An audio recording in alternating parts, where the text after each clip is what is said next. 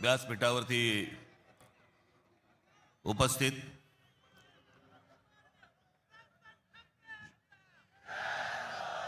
शिवसेनेचे पक्षप्रमुख उद्धव ठाकरे,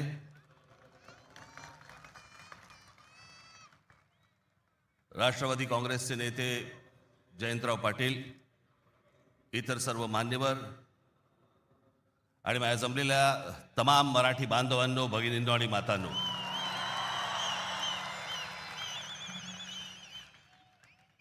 खरं तर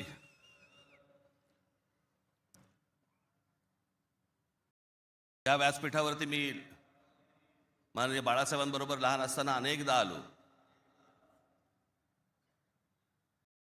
शिवसेना पक्षाची स्थापनाच या शिवतीर्थावरती झाली. त्यावेळेला माझे आजोबा प्रबोधनकार ठाकरे हे देखील इथे उपस्थित होते.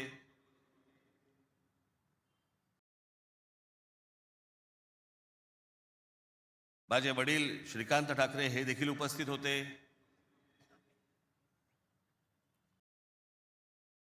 आमची माँ ही देखील उपस्थित होती.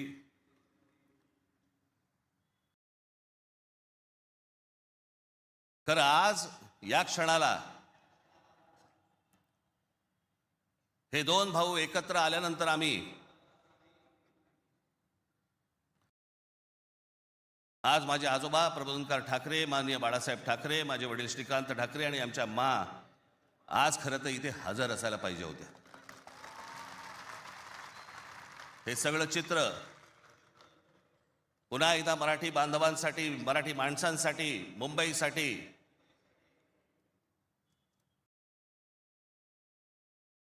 हा आम्ही दोन भावांनी उभारलेला हा सगळा लढा इथे नसले तरी वरून पाहत असतील.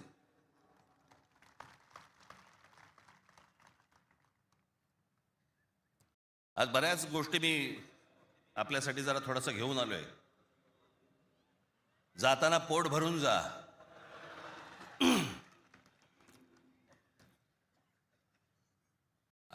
अनेक सामाजिक संस्था आहेत, मराठीवरती काम करणारे आहेत, अनेक लोक आहेत, ज्या लोकांनी अनेक दिवस आवाज उठवला या सगळ्या विषयात. मी सर्वप्रथम त्यांचे मी आभार मानतो. दीपक पवार आहेत, त्यांच्याबरोबरचे अनेक सहकारी आहेत, त्यांचे आभार मानतो. अनेक टेलिव्हिजन चॅनलचे आणि वर्तमानपत्रांचे संपादक आहेत, पत्रकार आहेत, त्यांनी गेले काही दिवस जी आम्हाला साथ दिली त्याबद्दल त्यांचेही मी मनापासून आभार मानतो.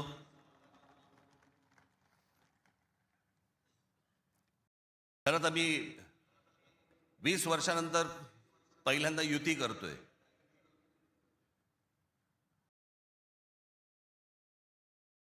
आणि त्याच्यामुळे अनेक या युतीच्या सगळ्या अख्ख्या प्रोसेसमध्ये अनेक लोकांना तिकीटं दिली गेली, अनेक लोकांना तिकीटं नाही देता आली, अनेक जण नाराज झाले, जे जवळचे होते, सहकारी होते. काही जणांना वाटलं दुसऱ्या पक्षात जावं, काही नाराज झाले, काही रागावले, काही गोष्टी झाल्या, होतात. त्याला काय, आमच्या पण हातात काही गोष्टी नसतात. त्यांना दुखवणं हा काही आमचा हेतू नव्हता. पण तरी मी त्या सर्वांची, जर दुःखी झाले असतील, नाराज झाले असतील, त्या सर्वांची मी दिलगिरी व्यक्त करतो.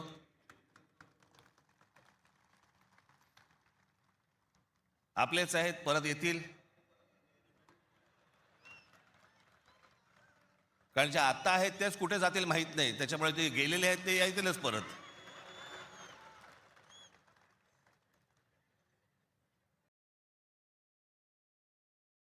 त्याच्यामुळे ह्या सगळ्या गोष्टींमध्ये मी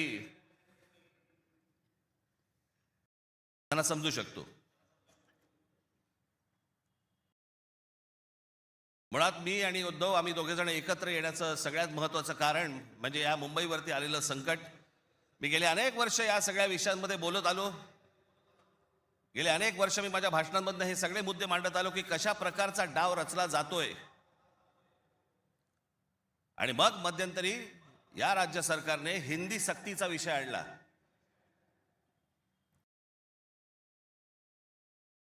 आणि त्यावेळेला मग मीही कडाडलो, उद्धवही कडाडला. आणि त्या सगळ्या ह्याच्यामध्ये त्याच्या अगोदरच माझी एक मुलाखत झाली आणि त्याच्यामध्ये मी सांगितलं होतं की कुठच्याही वादापेक्षा आणि कुठच्याही भांडणापेक्षा महाराष्ट्र मोठा आहे.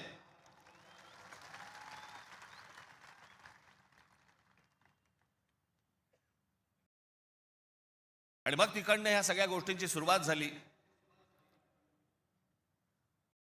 ते हिंदी सक्तीचा जो विषय होता तो फक्त तुम्हाला चाचपडून बघण्याचा होता.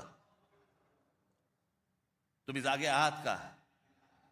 मराठी माणूस महाराष्ट्रामधला मुंबईमधला जिवंत आहे का? हे फक्त चाचपड नव्हतं तुम्हाला.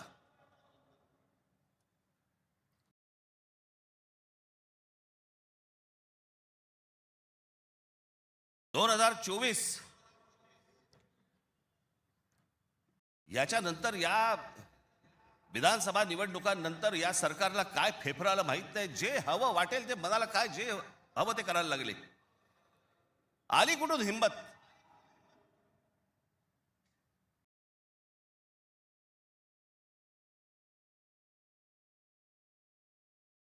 कोणाला विचारायचं नाही, काही जनता बिनता लोक बिक काही नावाची काही गोष्टच नाही. बस आम्हाला वाटलं म्हणून आम्ही केलं. हे कोण आहेत लोक? कोण आहे महाराष्ट्रातील जनता? पैसे फेकले की आम्ही विकत घेऊ. आला कुठून आत्मविश्वास?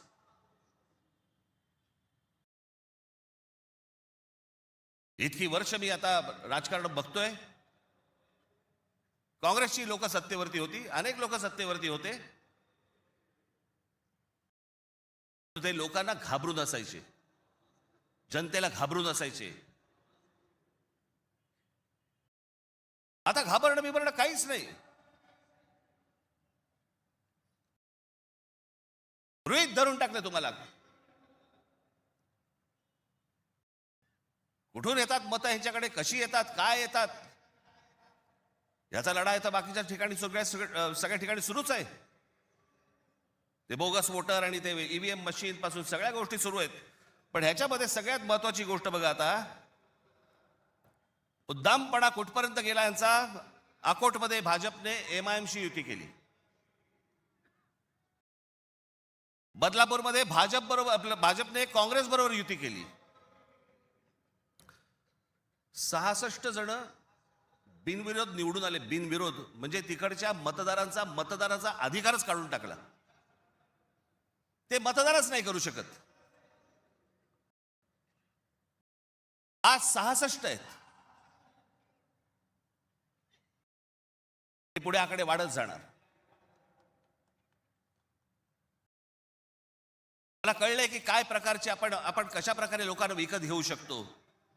वाईट या गोष्टीचं वाटतं विकले जातात. तुळजापूरमध्ये विनोद गंगणे नावाचा एक ड्रग्ज मधला रॅकेट मधला एक माणूस, ड्रग्ज रॅकेट मधला, त्याला भाजपने तिकीट दिलं. ड्रग्ज विका, काही विका, पुढच्या पिढ्या बर्बाद करा, काही फरक पडत नाही. पण ड्रग रॅकेट मधला एक माणूस, त्याला भारतीय जनता पक्षाने तिकीट दिलं तुमच्या नाकावर टिचून. आता बदलापूरला तुषार आपटे, बलात्काराच्या केस मधला आरोपी, बलात्काराच्या, सगळ्यांना माहिती आहे, नगरसेवक केले. लहान मुलींच्या वरती बलात्काराचा आरोप असलेला माणूस, त्याला भारतीय जनता पक्षाने नगरसेवक. आली कुठून हिंमत? ज्यावेळेला वेडावाकड्या पद्धतीने ज्यावेळेला निवडणुका जिंकण्याचं यंत्र किंवा तंत्र हे ज्यावेळेला हस्तगत होतं ना, त्याच वेळेला हा उद्दामपणा येतो, ही मस्ती येते ना, हा माज येतो ना, हा त्याच्यातनं येतो.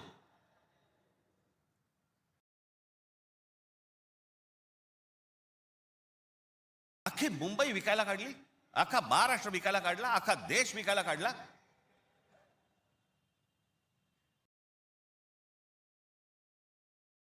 आपल्यासमोर काय वाढून ठेवलंय आपल्याला अंदाज पण नाही. मी तुम्हाला हे सांगतोय, मला 2024 साली मला एक व्यक्ती भेटली.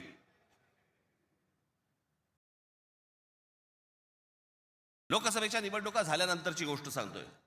आणि त्यांनी मला जी माहिती दिली आणि ती माहिती दिल्यानंतर माझे सगळे लोक, माझे काय रिसर्च टीम सगळी जी काही कामाला लागली, ते जे काही झालंय ते आज मी तुम्हाला इथे दाखवणार आहे.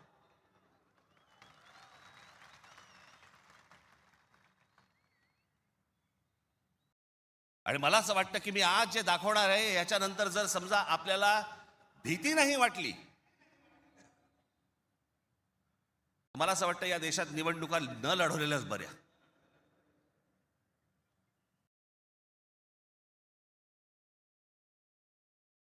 म्हणजे आता साधी गोष्ट, तुम्ही फक्त तुम्हाला 2014 नरेंद्र मोदी पंतप्रधान झाले त्यावेळेला, हे मला आता 24च्या नंतर आता हे पुढे सगळं समजायला लागलं. या गेल्या वर्षी 24 नाही, हो 24 नंतर साधारणपणे विधानसभा निवडणुकांच्या आसपास मला ह्या सगळ्या गोष्टी आमच्या रिसर्च टीम मध्ये यायला लागल्यावरती मला धक्का बसायला लागला. पण आपण असे बघतच नाही कधी, आपण डोळे झाक करत बसतो आणि नक्की काय खणलं जात आहे आपल्या खालून आणि आपल्याला माहितीच नाही. याचं कारण अनेक हिंदी इंग्रजी टेलिव्हिजन चॅनल सगळं सगळं ब्लॉक करून टाकलंय. कोणी काय तुम्हाला दाखवणार पण नाही. दाखवलं की वरनं फोन येतो, वरनं दट्ट्या येतो, जाहिराती बंद करून टाकू. मी आता फक्त एक पहिला मॅप मी तुम्हाला भारताचा दाखवतो, 2014चा. दाखवा रे.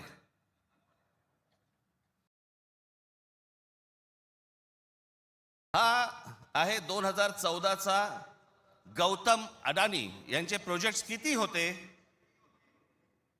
हे तुम्हाला दाखवणार आहे. 2014ला पंतप्रधान नरेंद्र मोदी पंतप्रधान व्हायच्या अगोदर गौतम अडानी कुठे होते आणि आता पुढचं फक्त बघत राहा की आता 2024-25ला गौतम अडानी आता कुठे आहेत. फक्त सरकारच्या आशीर्वादाने. आणि तुम्हाला जर नाही धक्का बसला तर मला सांगा, जरा दाखवा.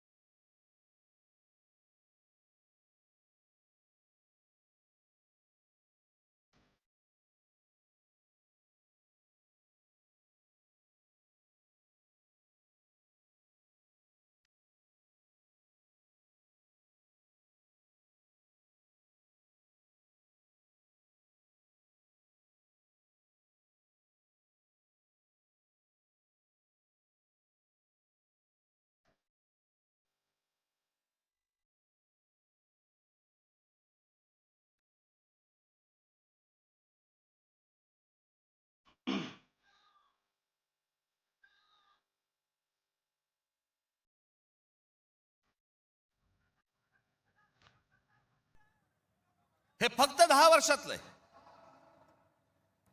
जगामध्ये असा एकही माणूस नसेल जो 10 वर्षामध्ये इतका श्रीमंत झाला. मला कुठच्या उद्योगपतीने उद्योग करू नये या मताचा मी नाहीये, इतका दळभद्री विचार माझा नाहीये. पण या देशामध्ये इतके उद्योगपती असताना एका माणसावरती इतकी मेहरबानी या देशामध्ये होते, मी जगात तर दाखवतच नाही अजून. फक्त 10 वर्षामधली गोष्ट, ही 10 वर्षातली. एकाच माणसाला सगळ्या गोष्टी दिल्यात. वीज दिली, सिमेंट बनवण्याच्या उद्योगामध्ये गौतम अडाणी हा माणूस कधी नव्हताच 2014च्या अगोदर. आज देशातला 2 नंबरचा सिमेंटचा व्यापारी येतो. उद्या माणसाने समजा उद्या वीज बंद केली, आम्ही अंधारात. सिमेंट महाग केलं, काही बोलू शकणार नाही. सगळी पोर्ट्स खालपासून वरपर्यंत सगळी पोर्ट्स अदानीना, सगळी विमानतळं अदानीना. महाराष्ट्रात काय परिस्थिती एकदा बघा, महाराष्ट्राचा फक्त एकदा दाखवा.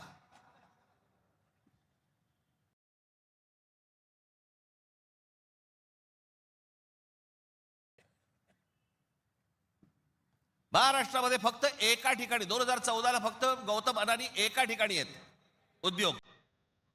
2025ला बघा,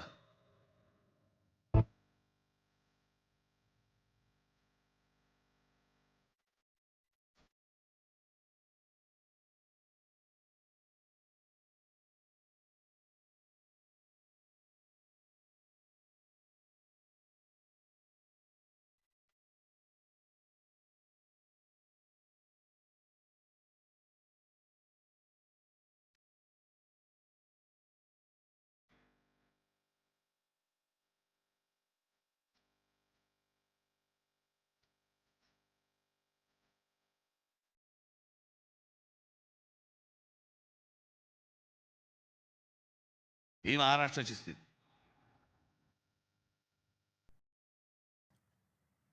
आणि मी जे सतत सांगतो ना, हा जो MMR रिजन मुंबई, या मुंबईवरती मी आता फक्त तुम्हाला वाचून दाखवणार आहे. या फक्त MMR रिजन मध्ये काय फक्त केलंय तेवढं फक्त बघून घ्या. मुंबई महानगर क्षेत्रात अदानी 29 जून 2018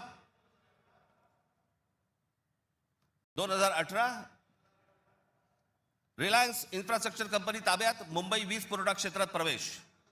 एप्रिल 2021 नवी मुंबई विमानतळाच्या कामाला सुरुवात. 2021 मुंबई आंतरराष्ट्रीय विमानतळ ताब्यात. अंधेरी पश्चिम येथील RTOची जमीन अदानी यांना 5,000 कोटींना. ऐरोली इथे डेटा सेंटरसाठी 92 एकर जमीन 1,500 कोटींमध्ये. धारावी पुनर्विकास प्रकल्प अदानींना. महाराष्ट्रात स्मार्ट वीज मीटर बसवण्यासाठी 13,888 कोटींचं कंत्राट. भांडूप कल्याण इथे मीटर्स बसवली जाणार. मुंबई आणि नवी मुंबईत हायर स्केल डेटा सेंटर सुरू करण्यासाठी महाराष्ट्र सरकारशी 50,000 कोटींचा सामंजस्य करार. मेट्रो मोनोरेल यांना अदानींचा वीज पुरवठा. सांताक्रूज आणि विलेपार्ले परिसरात केंद्र सरकारच्या विमानतळ आणि संरक्षण दलाच्या जागांवरती 80,000 झोपडपट्ट्यांचा विकास अदानी करणार. पनवेलमध्ये टॉवर्स सेमी कंडक्टर कंपनी आणि अदानी समूह यांच्या प्रकल्पाला महाराष्ट्र सरकारची मान्यता. $10 अब्ज गुंतवणुकीचा अंदाज. धारावी पुनर्विकास प्रकल्पासाठी देवनारमध्ये 124 एकर जमीन. मुंबई उपनगरातील वाढत्या वीज मागणी पुरवठ्यासाठी वसई खाडीजवळ 209 कांदळवने तोडण्यास मुंबई हायकोर्टाची परवानगी. गौतम अदानी यांची तारापूर अणुऊर्जा प्रकल्पाला भेट. पुढच्या 10 महिन्यात खासगी कंपन्यांना अणुऊर्जा क्षेत्रात येण्याची परवानगी देणारे विधेयक संसदेत मंजूर. रायगड जिल्ह्यातील आंबा नदीकाठी असलेल्या जेट्टी प्रकल्पासाठी 192 कोटीची गुंतवणूक. पनवेलमध्ये 1,000 एकर्समध्ये 10,000 कोटींचा रहिवासी प्रकल्प. मुंबईला वीज पुरवठा करण्यासाठी 1,660 कोटींचं काम. धारावी पुनर्विकास प्रकल्प बांधणीसाठी मुलुंड येथे 58 एकर जमीन आणि 319 कोटी मिळाले. धारावी पुनर्विकास प्रकल्प बाधितांसाठी कुर्ला मदर डेअरीची 20 एकर जमीन 57 कोटीत मिळाली. 124 एकरचा आणि 36,000 कोटींचा गोरेगाव पश्चिम येथील मोतीलाल नगर पुनर्विकास प्रकल्प अदानींना मिळाला. MIDCने तळोजा येथे 400 एकर नंतर आणखी 159 एकर जमीन दिली. बांद्रे रेक्लेमेशन पुनर्विकास प्रकल्प 24 एकर 30,000 कोटींमध्ये मिळाला. पालघर डहाणू येथे अदानी वीज प्रकल्प. अदानी नवी मुंबईत सेमीकंडक्टर प्रकल्प सुरू करणार. वसई येथील तुंगारेश्वर अभयारण्यातील जमीन अदानी इलेक्ट्रिसिटीला. टिटवाळा, मोहने, आंबिवली शहरात येथील अदानी सिमेंट फॅक्टऱ्या. वाढवण येथे बंदर उभारण्यासाठी अदानी समूह उत्सुक. महाराष्ट्र सरकारशी सामंजस्य करार. वाढवण येथे विमानतळ उभारण्यासाठी अदानी समूह उत्सुक.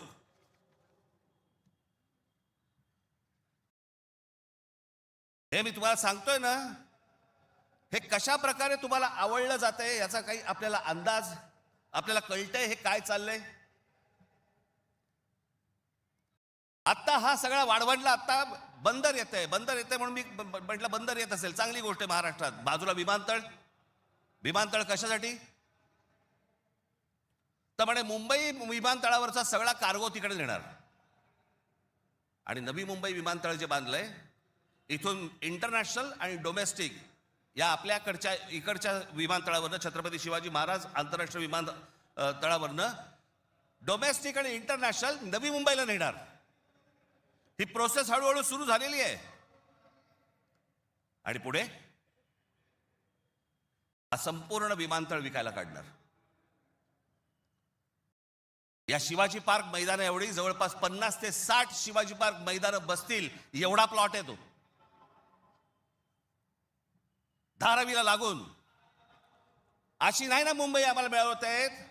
आम्ही बदा पैसे होतो, जमिनी विकत घेतो, जमिनी सगळ्या काढून घेतो. आणि इकडच्यांचं काय घेऊन बसलोय आपण, या सरकारमध्ये बसलेत त्यांचं. काहीतरी करू शकतात का? काहीच नाही करू शकत. मी मागे एक उदाहरण दिलं होतं ना, बादशाच्या हातावरचा ससाणा असतो नाही का, जो ससाणा पक्ष्यांनाच मारून आणतो. स्वतः पक्षी आहे पण तो पक्ष्यांनाच मारून आणतो. पु ल देशपांडेचं एक फार छान वाक्य आहे की स्वकीयांचा घात करणारी औलाद ही काय फक्त पक्षांमध्ये नसते, मला तर आता कळले राजकीय पक्षांमध्ये आली आहे.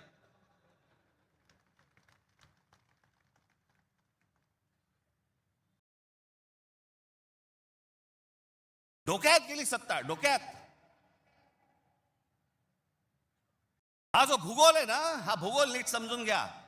हे वाढवण बंदरापासून तिकडे वरती जे आहे ना, त्याला लगेच लागून गुजरात आहे. यांचं पहिल्यापासूनचं डोक्यामध्ये जे होतं ना की मुंबई गुजरातला न्यायची. मग मुंबई गुजरातला न्यायची असेल तर काय करायला लागेल, पालघर जिल्हा ताब्यात घ्यायला लागेल, ठाणे जिल्ह्याचा भाग ताब्यात घ्यायला लागेल, या MMR रिजनचा भाग ताब्यात घ्यायला लागेल, तर मुंबईपर्यंत पोहोचता येईल. माणसं पहिली बदा तिकडे टाका, त्यांचे मतदारसंघ फोडा, मराठी माणसांना फोडा, हे मतदारसंघ ताब्यात घ्या आणि त्याच्यानंतर सांगा अरे खासदार तर आमचाच, आमदार तर आमचाच, नगरसेवक पण आमचाच, महानगरपालिका ही आमच्या हातात. हे सगळं करून मुंबई गुजरातला कशी जोडता येईल याच्यासाठीचे हे सगळे लॉंग टर्म प्लॅन सगळे सुरू आहेत. आणि आम्ही बेसावत, आमच्यामध्ये जातीपातीमध्ये भांडणं लावली जात आहेत. हा मराठा, हा OBC, हा अजून कोणी. एकदा मुंबई हातात तर गेली ना बाबानो,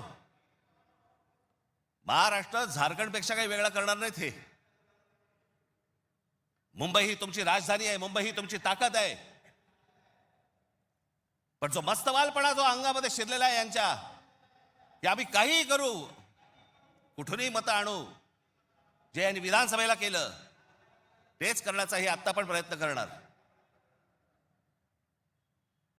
आमच्यावरती भ्रष्टाचाराचे आरोप करतायत. काय बोलताय काय तुम्ही? देवेंद्र फडणवीस ज्यावेळेला मुख्यमंत्री होते त्यावेळेला ह्यांनी छगन भुजबळांना जेलमध्ये टाकलं होतं, हो की नाही? आता मांडीला मांडी लावून बसलेत. अजित पवारांचे बैलगाडीभर पुरावे घेऊन गेले होते. काय किती 70 का 80 हजार कोटीचा काहीतरी घोटाळा, त्याच्याबद्दल पुरावे बैलगाडीतनं घेऊन गेले होते. आता काय सांगतायत, कोर्टात केस आहे, पुरावे असतील तर त्यांना अटक होईल. अरे मग तुम्ही पुरावे दिले होते ना, द्या आता कोर्टात. ही सगळी बाहेरून सगळी माणसं आणायची, इथे भरायची, तुमचा टक्का कमी करायचा, तुमचं अस्तित्व घालवायचं. इथे येऊन ह्याची माणसं बोलणार, इथे उत्तर भारतातलं माणसं येणार आणि म्हणणार इथे तुम्हाला. काल एक कोणतरी उत्तर भारतातला माणूस बोलत होता म्हणे, मुंबईमध्ये म्हणे नोकऱ्या जर घ्यायच्या असतील महानगरपालिकेमध्ये तर इथल्या स्थानिकांना, उत्तर भारतीय लोकांना दिल्या पाहिजेत. हे बाहेरून येणारे म्हणे कोल्हापूर, सातारा, सांगलीवरनं येणारी माणसं हे बाहेरच्या लोकांना द्यायची नाहीत म्हणून. बाहेरची लोक म्हणजे आमच्या सातारा, कोल्हापूर, सांगलीमध्ये येणारी आता हे बाहेरची लोक झाली आणि हे आतले.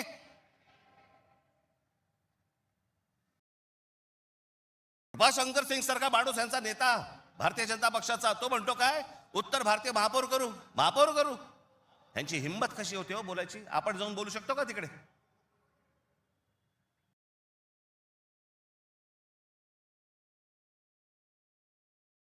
याचं कारण तुम्ही एकत्र येऊच नाही याच्यासाठीचा बंदोबस्त यांनी केलेला आहे. म्हणून काय करायचं, पैसे टाका, माणसं फोडा. यांचं मुंबईवरचं लक्ष उडालं पाहिजे, महाराष्ट्रावरचं लक्ष उडालं पाहिजे. हे मराठी म्हणून कधी एकत्र येताच कामा नयेत. आणि मग आपल्याला जे साध्य करायचंय,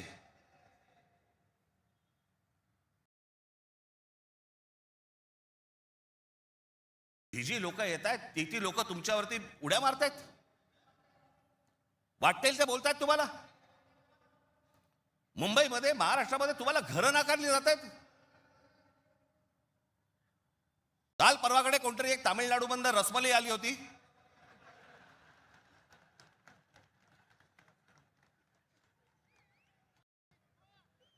तो सांगतो मुंबईचा आणि म्हणजे महाराष्ट्राचा संबंध काय. भडव्या, तुझाच काय संबंध आहे इथे याचा.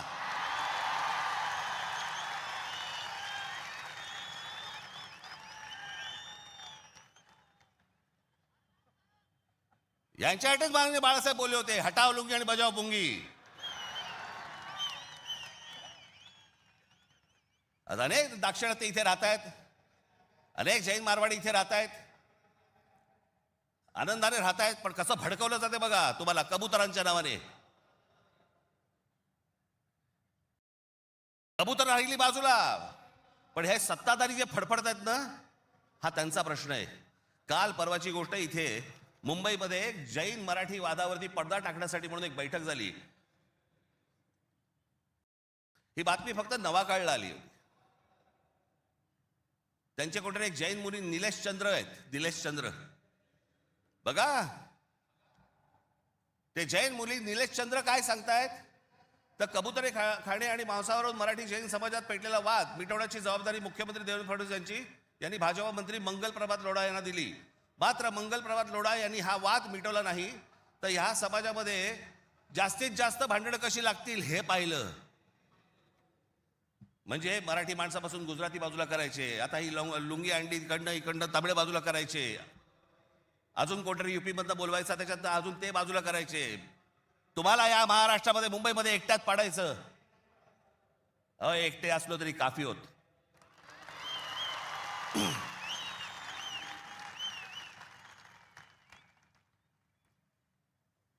नको त्या वादात जाऊ नका. आमच्या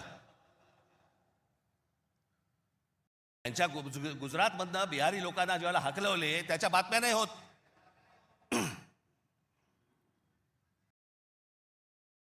ज्याने बिहारी लोकांना तिकडनं हाकलवले, जवळपास 10 का 20 हजार लोकांना हाकलून दिले बिहारमधनं, भारतीय जनता पक्षाने त्याला तिकीट दिलं, निवडणुकीचं तिकीट दिलं.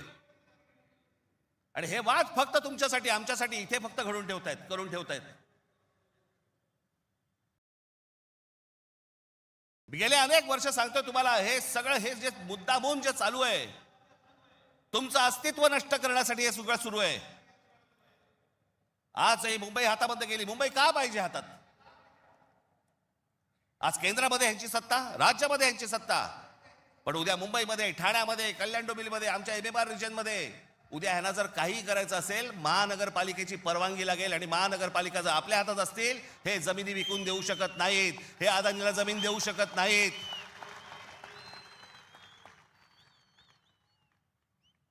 ही गोष्ट ते करूच शकत नाहीत. हा धोका काय होता ना बाबांनो, मी फक्त वेळ कमी आहे, परंतु मी आपल्याला एक धोका, हा किती वर्षांपूर्वी आमच्या बाबासाहेब आंबेडकरांनी, आमच्या बाबासाहेबांनी मांडलेला तुम्हाला फक्त एक गोष्ट वाचून दाखवतो, जी मी 2008 ला वाचून दाखवली होती. बाबासाहेबांनी काय त्यावेळेला मांडलं होतं हे तुम्हाला आज कळेल. मी काय सांगतोय तुम्हाला ते. उत्तर प्रदेश आणि बिहार यांच्यासारखी राज्य निर्माण करून हे बघा, हे पुस्तक आहे भाषिक राज्य पुनर्रचना मीमांसा. आपल्याला कुठे मिळालं तर आपण जरूर वाचा.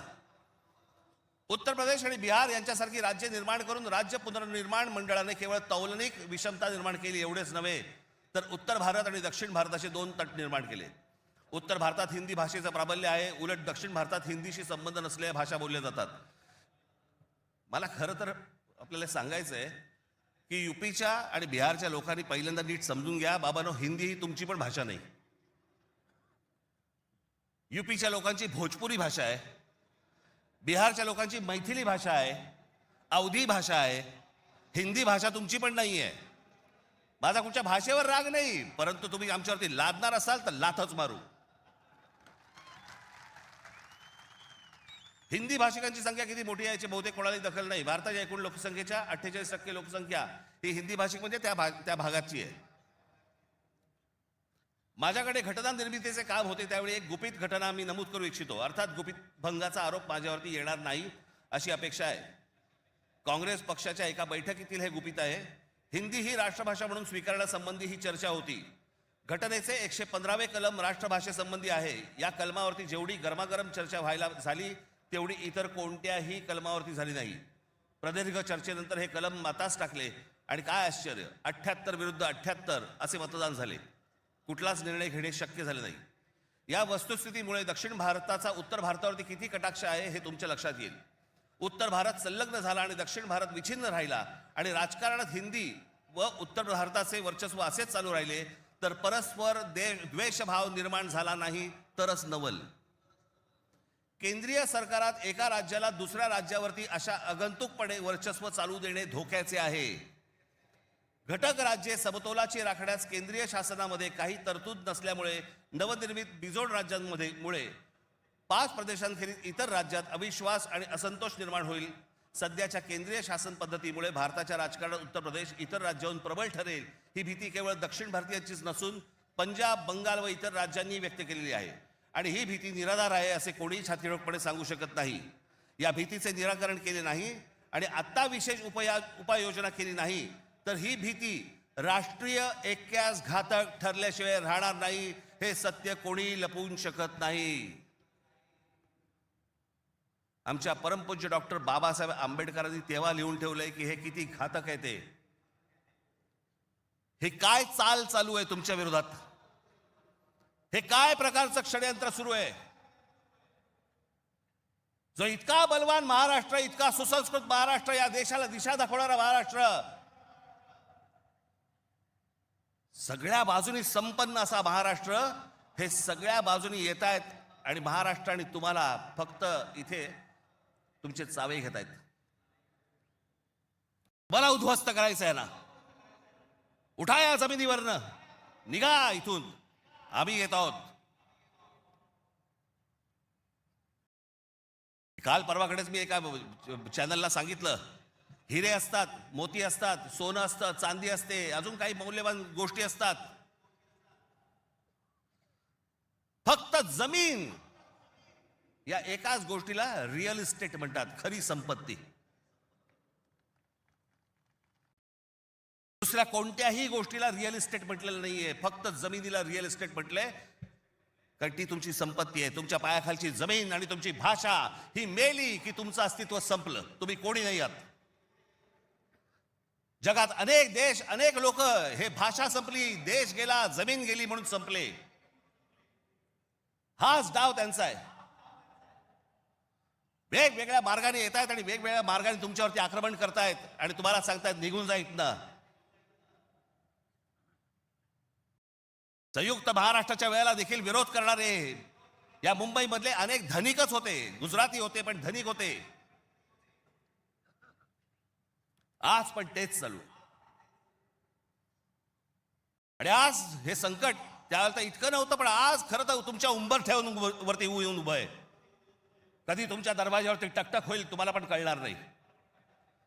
कधी तुम्हाला इथनं बाहेर काढतील तुम्हाला कळणार पण नाही. आज मुंबई, उद्या ठाणा, कल्याण, डोंबिवली, सगळे सगळे भाग, उद्या पुणा, नाशिक, जे जे चांगलं आहे, आज कोकणपट्टी अख्खी रिकामी करतायत. जमिनीच्या जमिनी विकत घेतल्या जात आहेत. मी त्यावेळेला त्या बुलेट ट्रेनला विरोध केला होता. आजही माझा विरोधच आहे. कुठे चालली आहे बुलेट ट्रेन? बुलेट ट्रेन फक्त बघा, ही बुलेट ट्रेनचं स्टेशन, शेवटचं स्टेशन गुजरातमध्ये चाललंय, जिकडे गिफ्ट सिटी उभी केली आहे. Gift city Ahmedabad bullet train station पासून 90 किलोमीटरवर डोलेरा नावाचं एक पूर्ण नवीन शहर बसवलं जातंय. डोलेरा नावाचं एक पूर्ण नवीन, हे शहर 903 स्क्वेअर किलोमीटरचं आहे, म्हणजे मुंबईपेक्षा 1.5 मोठं. आणि तिथे वेदांत आणि फॉक्सकॉनची 1.5 लाख करोडची सेमी कंडक्टर प्रोजेक्ट्स येत आहेत.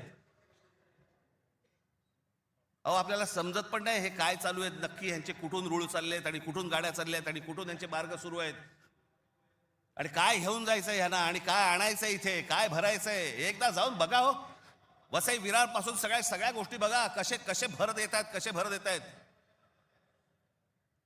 तुम्हाला घरं नाकारणार, ह्यांना सगळ्यांना घरं मिळणार. तिकडनं बाहेरच्या राज्यातनं गुजरातमध्ये येणार, ह्यांना घरं मिळणार, तुम्हाला नाकारणार. तुम्हीच नसाल, तुमचंच अस्तित्व नसेल, काय चाटायची आहे महानगरपालिका?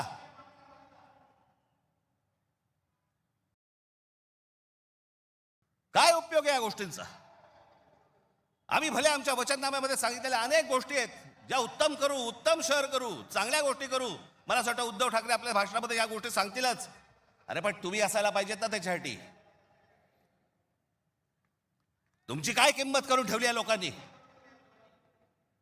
कोण महाराष्ट्रामधला मराठी माणूस पैसे फेकले की विकला जातो? आपली किंमत आणि ही बोली लावणारे कोण? आमचेच. दुसऱ्यांच्या हातावरती बसून त्यांचा उद्देश साध्य करण्यासाठी आमचे लोक हे आमच्या लोकांना फोडतायत. काय दुर्दैव आहे बोला. अशा परिस्थितीमध्ये ही आजची निवडणूक होते. ही मराठी माणसासाठी शेवटची निवडणूक आहे. आज जर चुकलात, कायमचे मुकलात म्हणून समजा. आज जर तुमच्या हातातनं ही शहरं गेली, त्यांच्या हातामध्ये गेली, उद्या राजानं मारलं आणि पावसानं झोडलं, तक्रार कोणाकडे करायची? आज इतर राजकीय पक्षांमधले पण जे मराठी लोक आहेत, माझं त्यांनाही आव्हान आहे, सोडा ते सगळं. या मराठी माणसासाठी एक व्हा, या मुंबईसाठी एक व्हा, या महाराष्ट्रासाठी एक व्हा.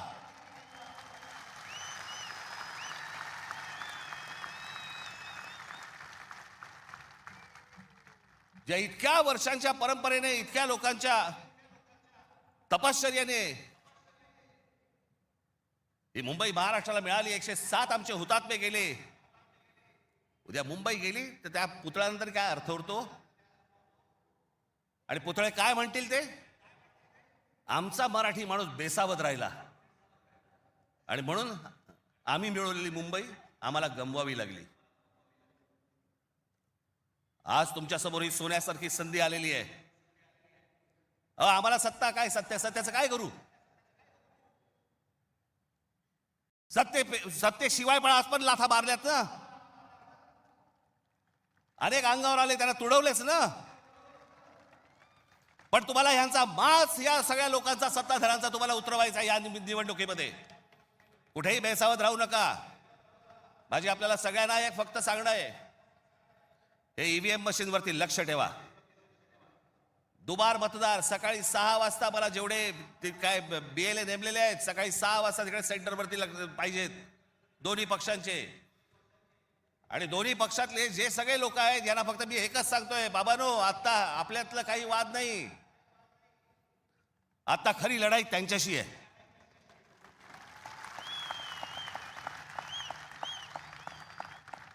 आपण भांडत राहावं हेच त्यांना पाहिजे. त्यांना जे हवं ते आपण नाही द्यायचंय, आपल्याला जे हवं तेच आपण केलं पाहिजे. आणि म्हणून तिकडे आपल्याला जातात एवढंच सांगेन की सतर्क राहा, बेसावध राहू नका.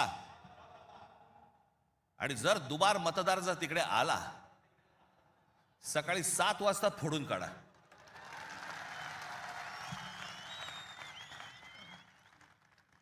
ही मुंबई राहावी, हे महाराष्ट्र राहावं, राज्य राहावं, हे मराठी माणसाच्या हातात राहावं, तुमच्या हक्काचं असावं, तुमचंच आहे ते. आणि मला असं वाटतं की जो लढा आजपर्यंत मराठा साम्राज्याने दिला, तो लढा आज तुम्हाला, आज सगळ्यांना, तुम्हाला, आम्हाला सगळ्यांना करायचा आहे. हा महाराष्ट्र वाचवायचा आहे, महाराष्ट्र समृद्ध करायचा आहे, ही आपली शहरं समृद्ध करायची आहेत, ही मुंबई आपल्याला वाचवायची आहे, ही मुंबई कदापि आपल्याला कुठेही गुजरातला राहून द्यायची नाहीये. या सगळ्या गोष्टींसाठी आपण सगळेजण कामाला लागाल अशी एक आशा अपेक्षा बाळगतो आणि आपणा सर्वांची मी रजा घेतो. धन्यवाद. जय हिंद, जय महाराष्ट्र. धन्यवाद राज साहेब. आणि यानंतर मी विनंती करतो शिवसेना पक्षप्रमुख आदरणीय उद्धव